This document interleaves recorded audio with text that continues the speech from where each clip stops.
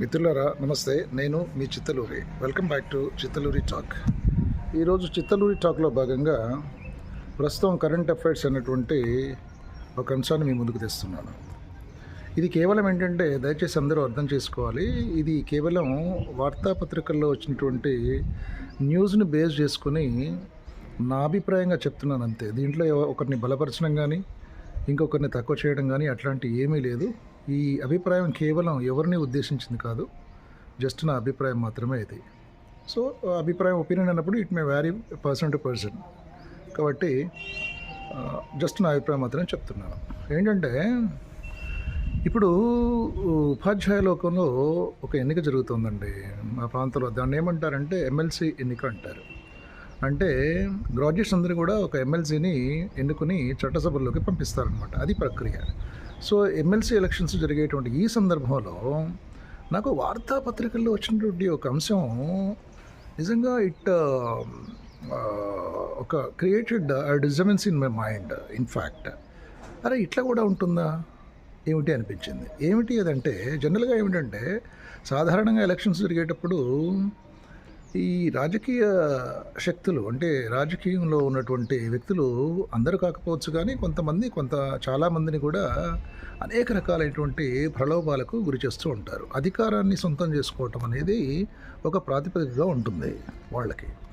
By hook are క్రుక్ డెఫినెట్గా మనం పవర్లోకి రావాలనేటువంటి దీంట్లో వాళ్ళు అంటే ఓటర్లని రకరకాల ప్రలోభాలకు గురి చేసేటువంటి అంశం మనందరికీ తెలిసిందే కదా. సో ఆ రకంగా అయితే నన్ను ఇక్కడ ఆశ్చర్యపరిచింది ఏంటంటే ఒక న్యూస్ వేయడం వచ్చింది నాకు. ఈ ఉపాధ్యాయ ఎన్నికలు ఎమ్మెల్సీ ఎన్నికలు కూడా అంటే ఇప్పుడు సాధారణ ఎన్నికల్లో ఎట్లా ఉంటుందంటే సగటు ఓటర్స్ కొంతమంది ఉంటారు, పీపుల్ సామాన్యులు. జనరల్గా ఏంటంటే సామాన్యులు అంటే దాంట్లో నిరక్షరాస్యులు ఉంటారు, ఇలిటరేట్ పీపుల్ ఉంటారు, మరి చట్టము పెద్దగా తెలియని వాళ్ళను, సమాజము, ప్రభుత్వ ఎన్నిక, లీడర్సు, నాయకులు అంత డీప్గా వాళ్ళకి తెలియకపోవచ్చు పాపం.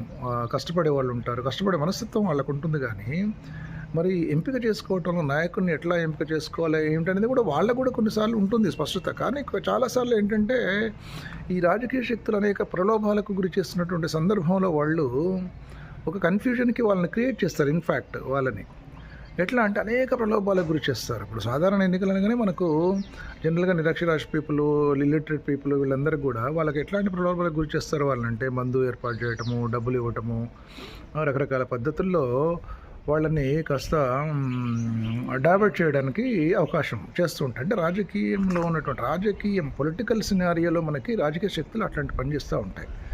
అది కామన్గా మనకు కనిపించే అంశం. అఫ్కోర్స్ తర్వాత ఎవరిని ఎట్లా ఎంపిక చేసుకుంటారు, ఓటింగ్ ఎట్లా జరుగుతుంది ఇవన్నీ పక్కన పెడితే ఇది బహిరంగ రహస్యమే కదా. బట్ ఎనీహౌ ప్రజలు ఎప్పుడూ తెలివిగా ఉండాలి, తెలివైన నాయకుడిని ఎన్నుకోవడానికి ప్రయత్నం చేయాలనేది మనలాంటి వాళ్ళు మాట్లాడుకుంటూ ఉంటాం. సరే జరుగుతూ ఉంటుంది, వెళ్ళేది వెళ్తూ ఉంటుంది. బట్ ఎనీహౌ ప్రజాస్వామికంగా ఉండాలి ఏదైనా అనేది నా అభిప్రాయం. అయితే నన్ను ఆశ్చర్యానికి గురిచేసింది ఏంటంటే I was shocked and surprise like anything అండి when I read that particular news.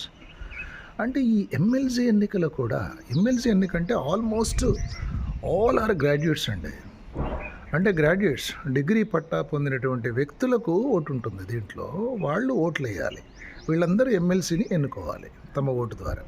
అంటే మీకు మొత్తం కూడా 100% అందరూ కూడా గ్రాడ్యుయేట్స్.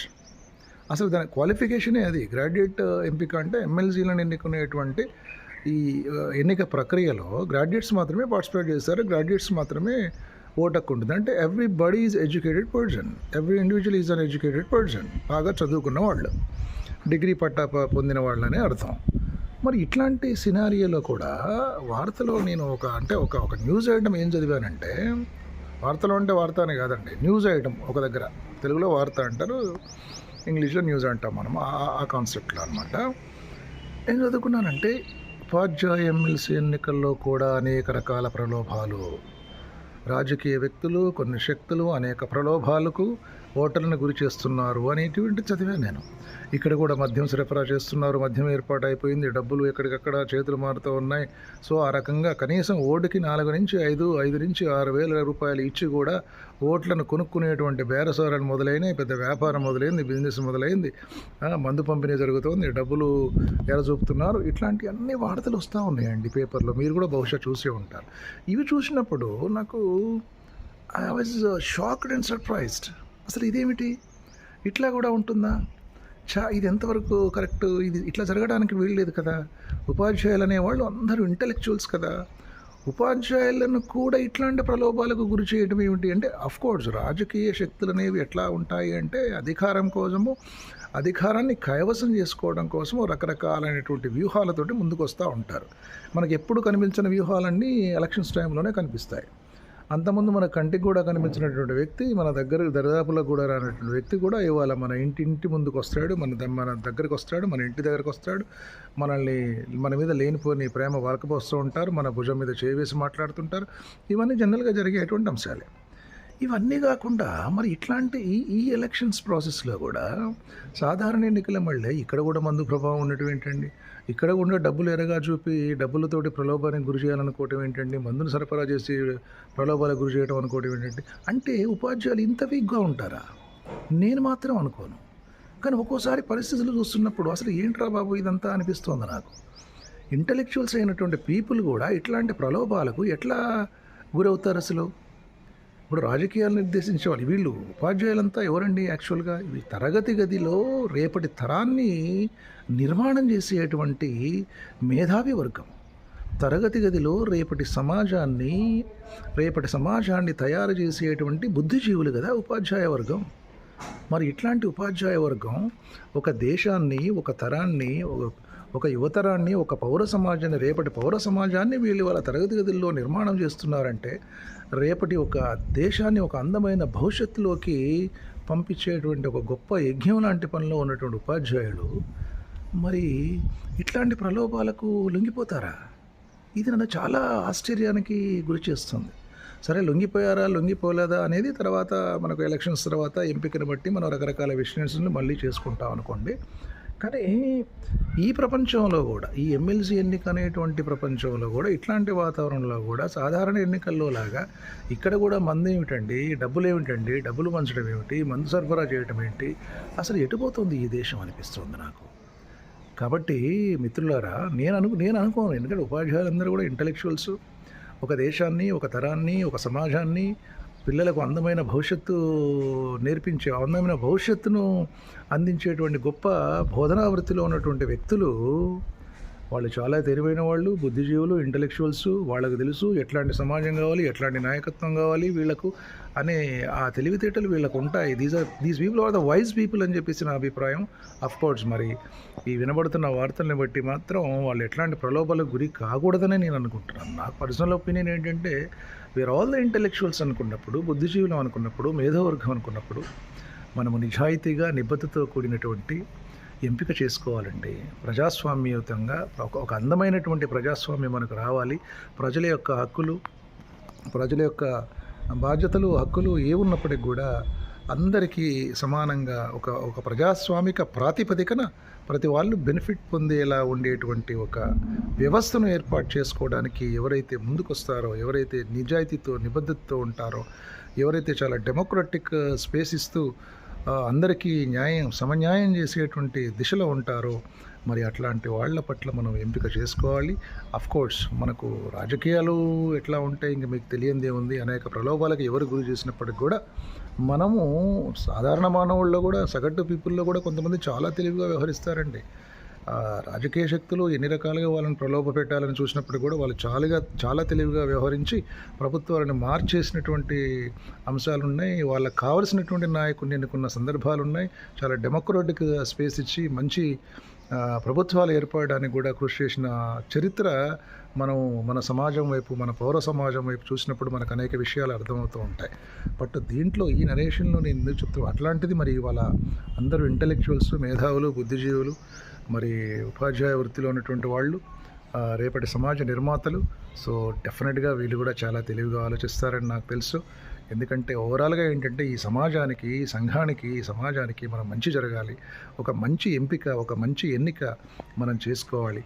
నాయకుడు ఎవరైతే నీతితో, నిబద్ధతతో, నిజాయితీతో ఉండి అందరి బాగోగులు కోరుకొని అందరికీ మంచి చేసేటువంటి గొప్ప నాయకుని ఎంపిక ప్రక్రియలో మనం దయచేసి ఎవ్వరు కూడా ఎట్లాంటి ప్రలోభాలకు గురి కాకుండా మనం ఇంటలెక్చువల్స్గానే ఆలోచించి సమాజానికి అంతటికి కూడా మరి ఒక మంచి న్యాయం జరిగేటువంటి మంచి అభివృద్ధి దిశగా మనల్ని నడిపించేటువంటి గొప్ప నాయకుడిని మనం ఎన్నుకోవాలి.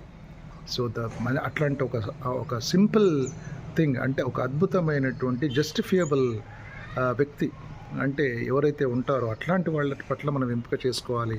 మరి రాజకీయ వాతావరణంలో ఎట్లాంటి ప్రలోభాలకు ఎవరు గురి చేసినప్పటికీ కూడా మరి బుద్ధిజీవులు అనేవాళ్ళు, బోధనా వృత్తిలో ఉన్నవాళ్ళు, మేధావి వర్గానికి చెందినటువంటి వాళ్ళు మరి ఎట్లాంటి ప్రలోభాలకు గురి కారని వాళ్ళు చాలా వైజ్ పీపుల్ అని, మరి సరి అయినటువంటి నాయకుని ఎన్నుకునేటువంటి దిశగా వాళ్ళు మరి చిత్తశుద్ధితో ఉంటారని నేను అనుకుంటున్నాను. జస్ట్ ఏంటంటే ఆ పేపర్లో వచ్చినటువంటి వార్తలను బట్టి అరే ఉపాధ్యాయ వర్గంలో కూడా ఇట్లా ఉంటుంది, ఇక్కడ కూడా ప్రలోభాలు ఉంటాయి, ఇక్కడ కూడా మంది ఉంటుందా, ఇక్కడ కూడా డబ్బు ఉంటుందా, ఇదేంటండి బాబు అని నాకు అనిపించి just I wanted to share my views with you all అండి, అంతే.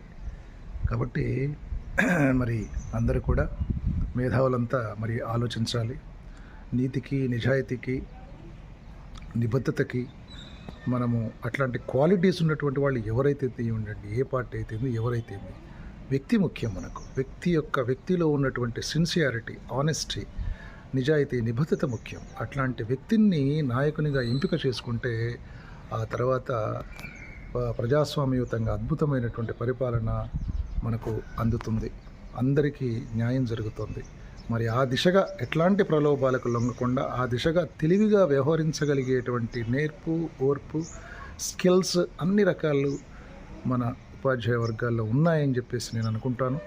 మరి వార్తల్లో వచ్చేటువంటి ఈ ప్రలోభాల సంగతి పక్కన పెట్టి సరైన నాయకుని ఎంపిక చేసే దిశగా నడిస్తే ఈ సమాజం బాగుపడుతుంది, ఉపాధ్యాయ ప్రపంచం బాగుపడుతుంది, పౌర సమాజం బాగుపడుతుంది. ఎట్లాగో ఒక తరాన్ని తయారు చేసేటువంటి వృత్తిలో ఉన్నవాళ్ళు కనుక మరి వీళ్ళు సమాజానికి ఆదర్శంగా ఉండాలి. సమాజం వీళ్ళ నుంచి అనేక అంశాలు నేర్చుకోవాలి. కాబట్టి మరి వీళ్ళు కూడా మరి ఎంపిక ప్రక్రియలో ఆదర్శంగానే మసలుకోవాలి. అట్లా ఉంటేనే, అసలు ఆ రకంగా మసలుకుంటేనే, ఆదర్శంగా ఉంటేనే ఈ సమాజానికి మంచిది అని ఈ సమాజంలో ఒక పౌరుడిగా నా అభిప్రాయాన్ని ఇలా మీ ముందుకు తీసుకొచ్చి మీతో షేర్ చేసుకుంటున్నానండి. Love you all. మరి మర్చిపోవద్దు, I want your support. I am your Chittaluri. Love you all.